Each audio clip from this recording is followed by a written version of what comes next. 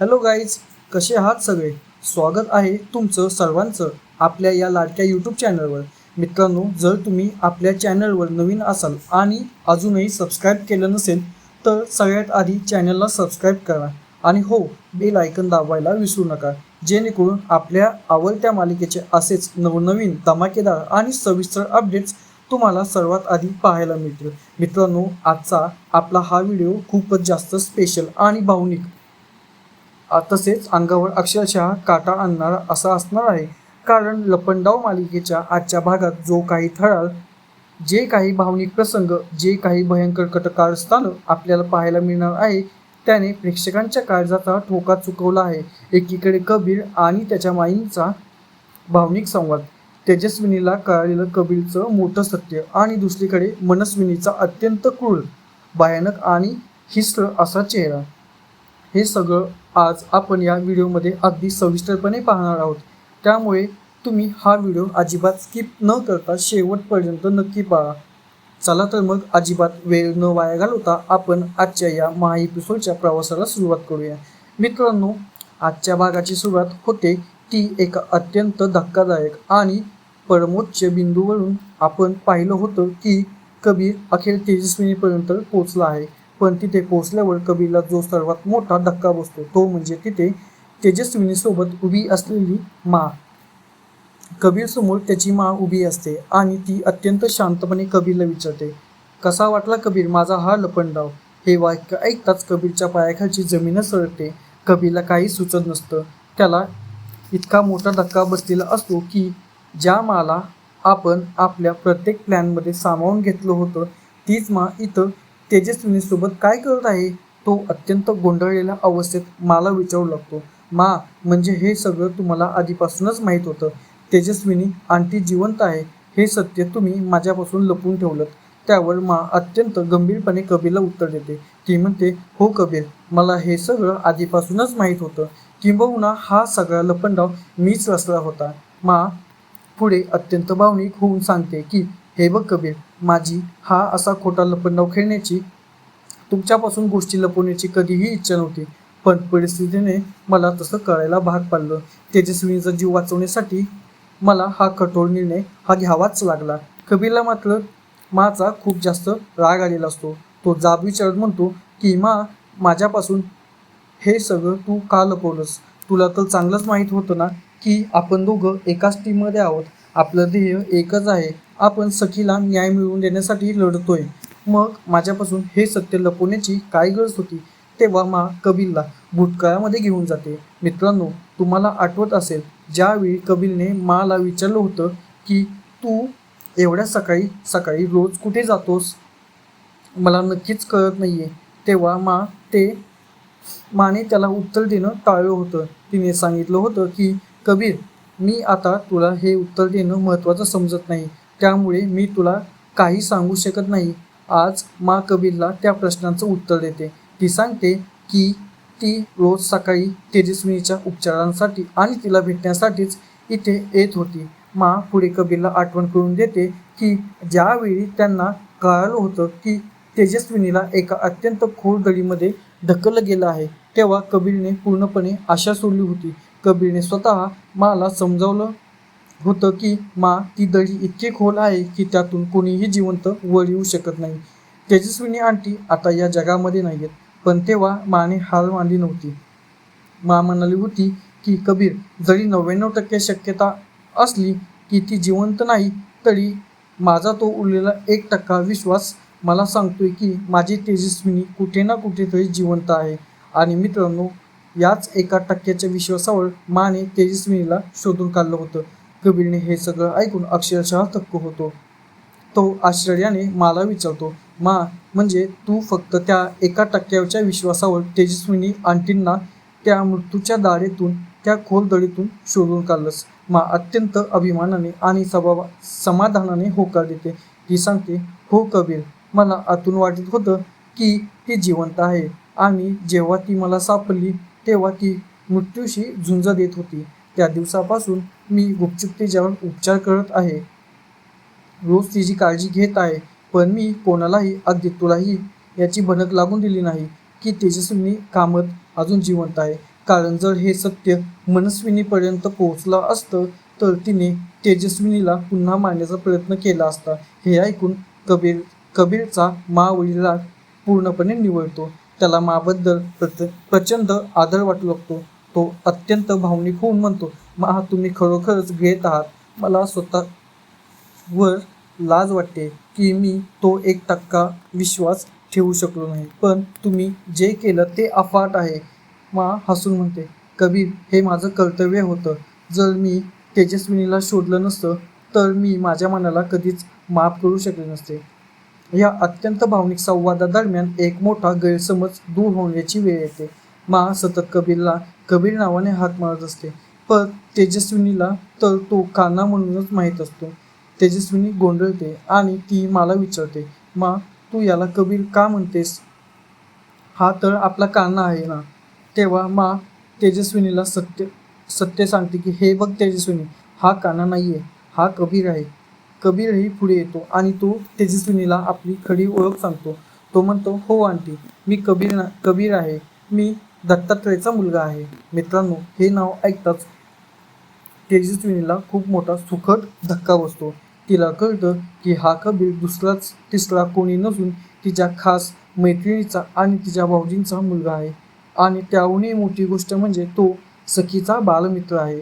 तेजस्विनीला इतका प्रचंड आनंद होतो की तिला शब्दामध्ये सांगता येत नाही.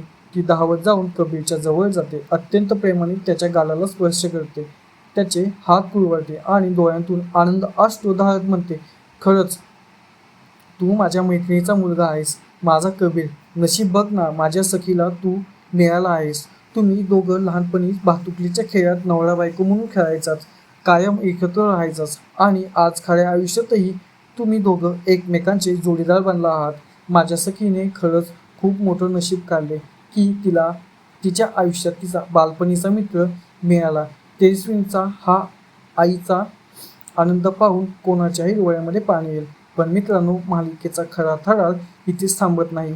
आता आपण वळूया त्या अत्यंत भयंकर, क्रूर आणि हिंस्र अशा मनस्विनीकडे. एकीकडे प्रेमाचा आणि नात्यांचा उलगडा होत असताना दुसरीकडे मनस्विनीने माणुसकीच्या सर्व मर्यादा ओलांडल्या आहेत. तिने स्वतःच्या सख्या आईचा म्हणजेच नंदामावशीचा खून केला आहे आणि आता ती तिच्या आईचा मृतदेह एका निर्जन ठिकाणी खड्डा खोदून पुरत असते. हा प्रसंग इतका अंगावर काटा आणणारा आहे की विचारू नका. तिने स्वतःच्या आईचा जीव घेतलाय, पण तिच्या चेहऱ्यावर पश्चातापाचा किंवा दुःखाचा एक लवलेशही नसतो. उलट ती अत्यंत निर्दयपणे त्या मृतदेहाशी बडबड करत असते.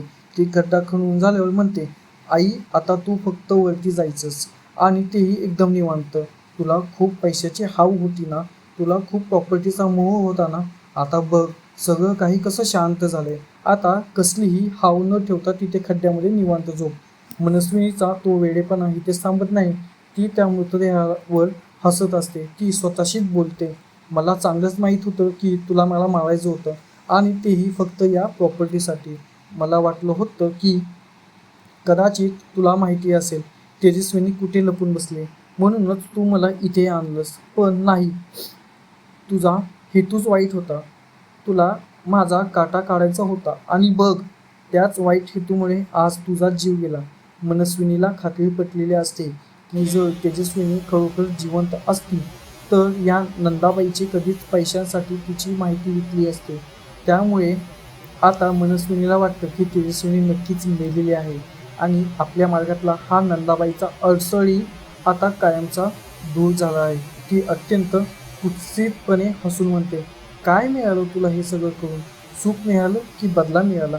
लहानपणी मला मुजरा करायला शिकवायचीस ना तू, मला येत नसतानाही बळजबरी करायला लावायचीस ना. आता जा, आता वरती नरकात जाऊन मुजरा कर आणि तिथेच तुझा तमाशा दाखव. मित्रांनो, स्वतःच्या आईला मारून तिला नरकात जाण्याची शाप देणारी ही मनस्विनी खऱ्या अर्थाने एक सैतानच आहे.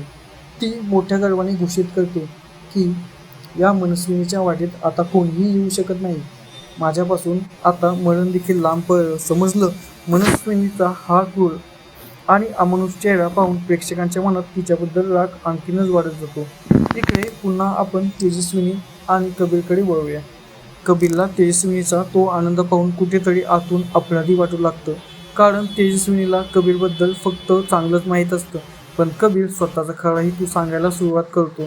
तो तेजस्विनीला अत्यंत जड अंतःकरणाने सांगतो, आंटी तुम्हाला हे सगळं खूप छान वाटत असेल, पण सखीला याबद्दल काहीच माहीत नाहीये. आणि खरं सांगायचं तर मी सखीच्या आयुष्यात तिला प्रेम देण्यासाठी नाही, तर एका अत्यंत भयंकर हेतूने आलो होतो. हे ऐकून तेजस्विनी चक्रावते. ती विचारते, हेतू? कसला रे हेतू? तेव्हा कबीर आपली संपूर्ण कहाणी सांगतो. तो सांगतो की ज्या मनस्विनीने तुमच्या आयुष्याची राखरांगोळी केली, त्याच मनस्विनीने माझ्या वडिलांना बिझनेसमध्ये फसवून त्यांचं आयुष्यही उद्ध्वस्त केलं होतं.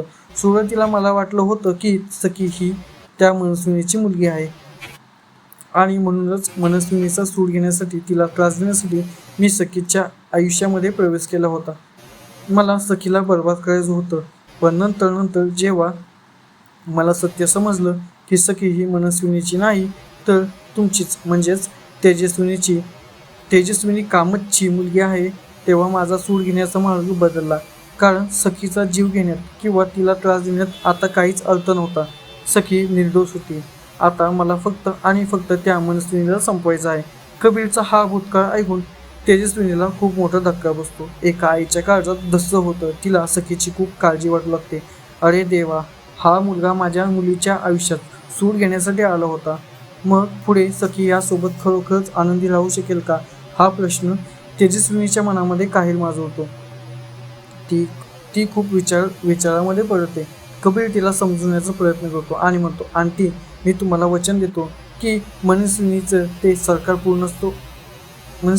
सरकार पूर्णपणे उद्ध्वस्त करेल. आपण सगळे एकत्र येऊ. आता सखीने तुमची खूप वाट पाहिली.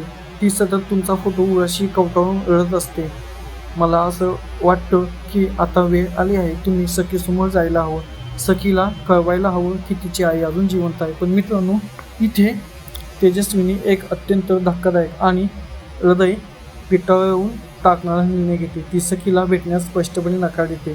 ती डोळ्यामध्ये अश्रू आणून कबीरला म्हणते, नाही कबीर नाही, मला नाही वाटत की सखीला हे सत्य आताच कळावं. मला माहिती आहे की मी गेल्या 12 वर्षांपासून माझ्या मुलीपासून दूर आहे. या एकांताचा, या लपून राहण्याचा मलाही खूप कंटाळा आला आहे. मला माझ्या सखीचं पावली आठवण येते. पण जर मी आज सखीच्या आयुष्यात परत गेले तर ती क्रूर मनस्विनी माझ्या सखीला सोडणार नाही. प्रॉपर्टीसाठी ती सखीचाही जीव घेईल. माझ्यासारखीच सखीची अवस्था झालेली मला अजिबात पाहवणार नाही. माझ्या लेकीच्या जीवावर उठलेल्या त्या सैतानाला मी ओळखते. म्हणूनच जोपर्यंत मनस्विनीचा खेळ संपत नाही, तोपर्यंत मी सखीसमोर येणार नाही.